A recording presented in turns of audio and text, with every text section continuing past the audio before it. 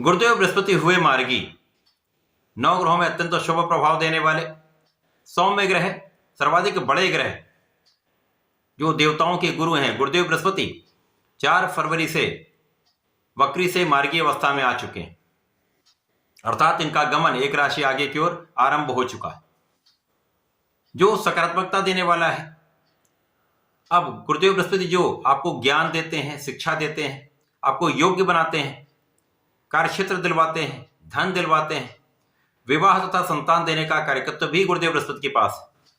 तो सर्वाधिक शुभ प्रभाव देने वाले मांगलिक कार्यों के कारक गुरुदेव बृहस्पति अत्यंत सकारात्मकता के भाव में आ चुके हैं, तो निश्चित रूप से समस्त राशि के जातकों को कुछ विशेष प्रभाव देने वाले। जय श्री गणेश। नमस्कार, मैं आचार्य संजय द्विवेदी।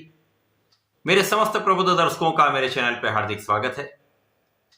प्रिय दर्शकों, आज मैं कर्क राशि के लिए गुरुदेव बृहस्पति के इस मार्गी काल का किस प्रकार का प्रभाव प्राप्त होने वाला है, इस समय में किन किन भावों की वृद्धि होगी, आपको कितना लाभ मिलेगा, अथवा कहीं पर कोई अवरोध या समस्या है तो उसका क्या निराकरण है, संपूर्ण विश्लेषण मैं पूर्ण तर्क के साथ करने जा रहा हूं।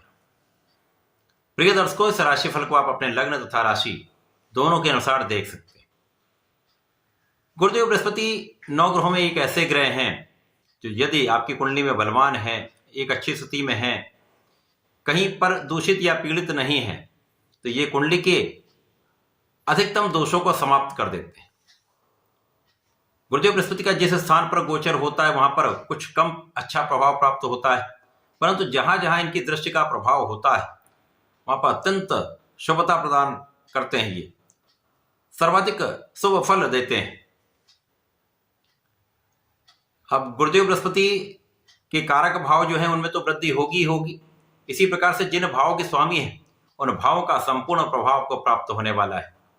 कर्क राशि गुरुदेव बृहस्पति की उच्च राशि है, जिसके लिए गुरुदेव बृहस्पति का वर्तमान समय में गोचर आपके एकादश भाव में चल रहा है, जो अच्छी स्थिति में है। यहाँ पर लाभ भाव में होकर आपके लाभ को बढ़ा रहे हैं, परंतु कर्क राशि के लिए वर्तमान समय में ढैया का प्रभाव चल रहा है। अब जब ढैया का काल होता तो कहीं ना कहीं समस्याएं आती हैं, अवरोध आते हैं।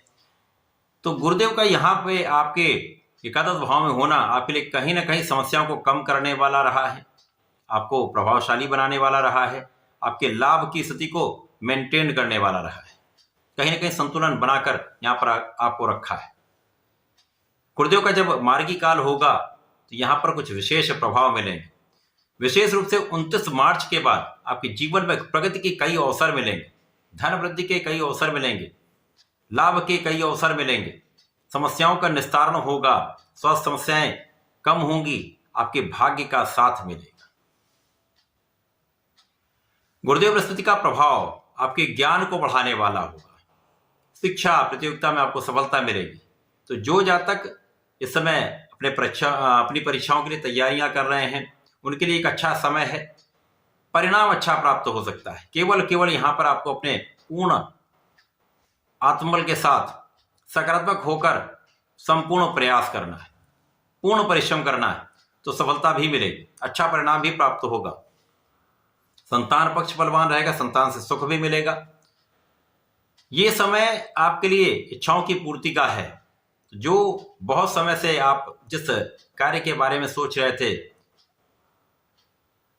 जो आपकी इच्छा थी, उसकी ये पूर्ति का समय है। गुरुदेव बृहस्पति 4 फरवरी से लेकर 14 मई तक आपके एकादश भाव में मार्गी अवस्था में रहेंगे। उसके पश्चात ये मिथुन राशि में प्रवेश कर जाए, तो 14 मई तक कुछ विशेष योग बना देंगे, जिससे आपके शिक्षा से संबंधित इच्छाओं की पूर्ति हो सकती है, अथवा आपके सुखों से संबंधित कुछ इच्छाओं की पूर्ति हो सकती है।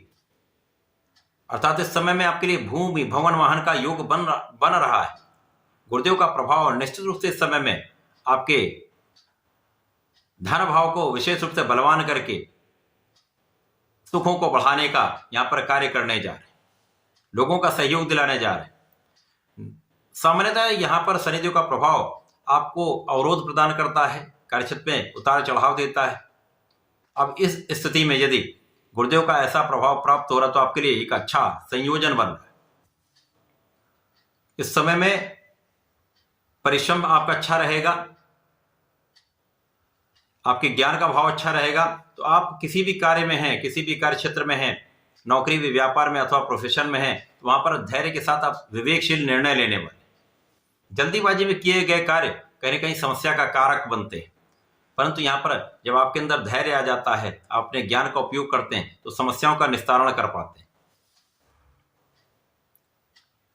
संतान से एक अच्छा समाचार प्राप्त हो सकता है। संतान यहाँ पर आपके परिवार का सहयोग मिलेगा, आपके भाई बहनों का सहयोग मिलेगा, अच्छे मित्रों का साथ प्राप्त होता है। गुरुदेव का ये मार्गी काल उन जातकों के लिए विशेष है जिनकी नौकरियां चली गई अथवा व्यापार में हानि हो रही थी, जो नए प्रोफेशन में अथवा नए व्यापार में जाना चाहते थे अथवा नौकरी में नए अवसर चाह रहे थे, उनके लिए ये समय अत्यंत विशेष है। विशेष रूप से 29 मार्च के बाद का जो समय है आपके लिए समस्याओं का निस्तारण करने वाला है। नई नौकरी का योग बनेगा अथवा आपको नौकरी की प्राप्ति हो सकती है, नौकरी में नए अवसर मिल सकते हैं, व्यापार में आपको नए कॉन्ट्रैक्ट की प्राप्ति हो सकती है अथवा व्यापार में वृद्धि का अवसर आपको प्राप्त हो सकता है। इस समय में आपके ज्ञान से, शिक्षा से आपको विशेष लाभ भी मिलेगा। जो लोग इससे संबंधित कार्यों में हैं, व्यापार में हैं, उनके लिए अच्छा अवसर है। ये जो गुरुदेव का मार्गी काल है आपके एकादश भाव में है। यहां पर गुरुदेव का प्रभाव जीवन साथी के साथ सामंजस्य बढ़ाने वाला है, क्योंकि यहां पर जीवन साथी का पक्ष भी पीड़ित हो रहा है, परंतु यहां पर गुरुदेव का प्रभाव एक संतुलन की स्थिति बनाने वाला है। इसी प्रकार से साझेदारी जो समस्याओं का कारण बन रही थी, उन समस्याओं का यहां पर निराकरण होगा, तो पहले से अधिक आपको लाभ की स्थिति बन रही। यहां पर किसी भी प्रकार के समझौते से बचें, जो भी है बिल्कुल उसको साफ सुथरा रखें। विशेष रूप से कानूनी समस्याओं में अपने कागजों को बिल्कुल साफ सुथरा रखें, जिससे आगे के लिए आपके लिए कोई कष्ट का योग ना बने। यदि आप ऐसा कर लेते हैं तो इस समय में आपकी बहुत सारी समस्याओं का निराकरण हो जाएगा। गुरुदेव का ये मार्गी काल कर्क राशि के लिए शनि के दुष्प्रभाव को कम करने वाला है। समस्याओं में जिन समस्याओं के साथ आपको कष्ट हो रहा था, उन कष्टों को कम करने वाला है, नए रास्ते देने वाला है। इस समय में आपको नियमित रूप से भगवान भोलेनाथ की आराधना करनी चाहिए, नमः शिवाय पंचाक्षर मंत्र का जप करना चाहिए तथा प्रत्येक सोमवार को भगवान भोलेनाथ पर जल चढ़ाएं, दूध का अर्पण करें तथा प्रत्येक शनिवार को ओम नमो नारायणाय का 27 बार जप कर लें। विशेष लाभ आपको प्राप्त होंगे, कष्टों का समापन होगा। तो ऐसा करके इसका लाभ लें। धन्यवाद, नमस्कार।